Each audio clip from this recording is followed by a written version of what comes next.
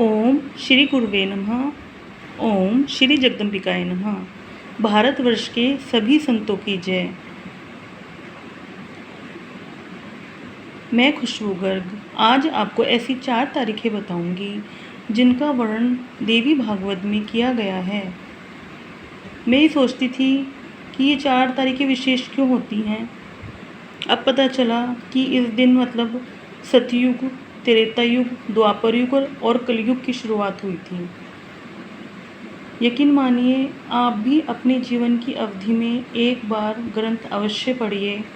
अगर आप ग्रंथ अपने जीवन में पढ़ेंगे, भागवत पढ़ेंगे या कोई भी रामायण अपने जीवन में पढ़ेंगे, कोई भी ग्रंथ पढ़ेंगे, तो इतनी सारी बातें, इतनी सारी विचार, मतलब इतनी सारी बातें आपको खुद ही पता चलेंगी।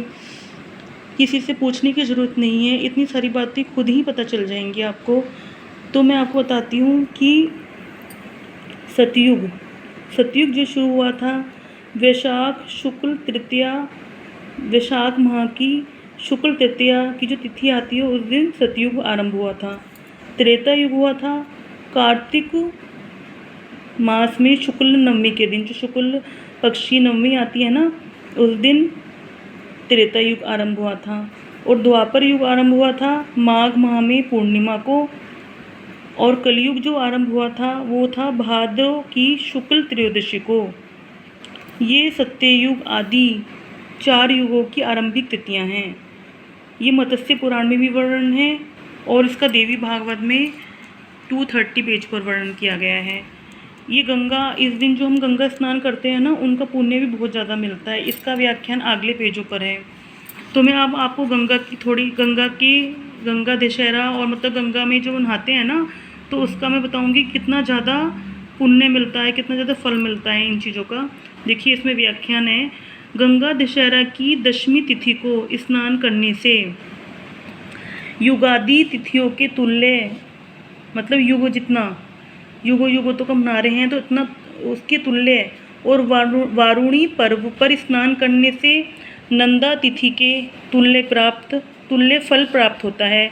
महावारुणी आदि पर्वों पर स्नान करने से उससे 4 गुना पुण्य प्राप्त होता है महावारुणी, और महावारुणी पर्व पर स्नान करने से उससे भी 4 गुना, और सामान्य स्नान की अपेक्षा करोड़ गुना पुण्य प्राप्त होता है।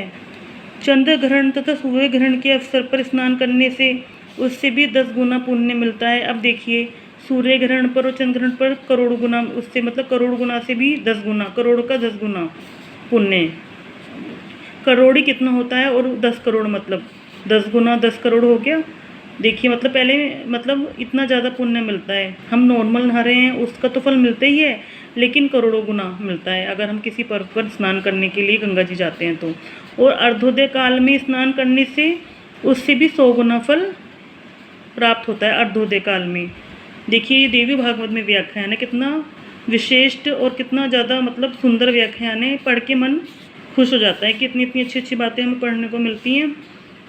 गंगा और भगीरथ के समक्ष ऐसा कहकर देवेश्वर श्रीहरि चुप हो गए। ये सारी बातें किसने बताई हैं? श्रीहरि ने बताई हैं, नारायण भगवान ने। तब गंगा भक्ति भाव से अपना मस्तक झुकाकर कहने लगी। गंगा बोली, हे नाथ, हे राजेंद्र, भारती के पूर्व शाप और साथ ही आपकी आज्ञा तथा भागीरथ की तपस्या के कारण मैं इस समय भारतवर्ष में जा रही हूँ। किंतु हे प्रभु, वहाँ जाने पर पापी लोग मुझ में स्नान करके अपने जो कुछ पाप मुझे दे देंगे, वे मेरे पाप किस प्रकार नष्ट होंगे? इसका उपाय मुझे बताइए। हे देवेश, मुझे भारतवर्ष में कितने समय तक रहना होगा और पुनः भगवान विष्णु के परम धाम को मैं कब प्राप्त होंगी? तो इसका मैं आपको बताती हूँ। इसका समय की अवधि कम होने के कारण जो मैंने आपको बताया, इसका ही आंसर बताऊँगी मैं आपको। इसका ही बताऊँगी कि मुझे कितने अवधि तक रहना होगा। पापी लोगों का बताऊँगी और कितनी अवधि तक मुझे रहना होगा, और विष्णु के परम धाम को मैं कब जाऊँगी। तो यहाँ मैं बताती हूँ, ये लिख रहा है, देखिए।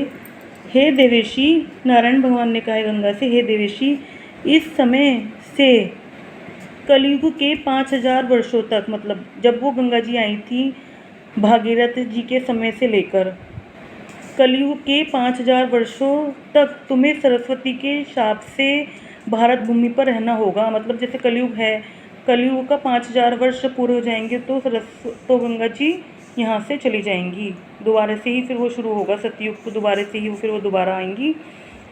इसमें देखो साफ लिख रहा है कि कलयुग के 5000 वर्षों तक तुम्हें सरस्वती के शाप से भारत भूमि पर रहना होगा, और ये बिल्कुल सत्य है। ये ग्रंथ बोलते हैं, देखो ग्रंथ में लिखा है गंगा जी इतने टाइम तक रहेंगी, इतनी महिमा है उनकी।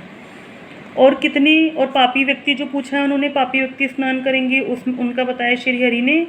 ये देखिए उनका बताया, हजारों पापी व्यक्तियों के स्नान से जो पाप तुम्हें होगा वह मूल प्रकृति देवी भुवनेश्वरी के भक्तों के स्पर्श मात्र से विनष्ट हो जाएगा। वाह, बहुत सुंदर, कितना सुंदर लिखा है कि इतना, मतलब भुवनेश्वरी माँ के जो भगत हैं, जो भुवनेश्वरी माँ का नाम जपते हैं, जो उनकी पूजा आराधना करते हैं, जो भक्त वहाँ जाकर स्नान करेंगे, देखो उनका वरदान है ये, देखो उनका वरदान है श्री हरि का कि भुवनेश्वरी के जो भक्त वहाँ जाकर स्नान करेंगे तो गंगा जी में जितने भी पापी लोगों ने करा है, जो भी पाप है, मतलब पापी तो हम सभी हैं, कुछ न कुछ पाप तो हम सभी से होता है, तो जो भी पाप वहाँ लगेगा वो भुवनेश्वरी के भक्तों के स्पर्श मात्र से, जैसे ही वो पैर रखेंगे वो विनष्ट, खुद पे खुद विनष्ट हो जाएगा अपने आप ही। तो देखो कितनी जगदम्बे माँ की, भुवनेश्वरी माँ की कितनी बड़ी महिमा है। इसी के साथ ही मैं अपनी वाणी को विराम देती हूँ। जय भुवनेश्वरी माता की। ओम श्री जगदम्बिकाय नमः। ओम श्री गुरुवे नमः।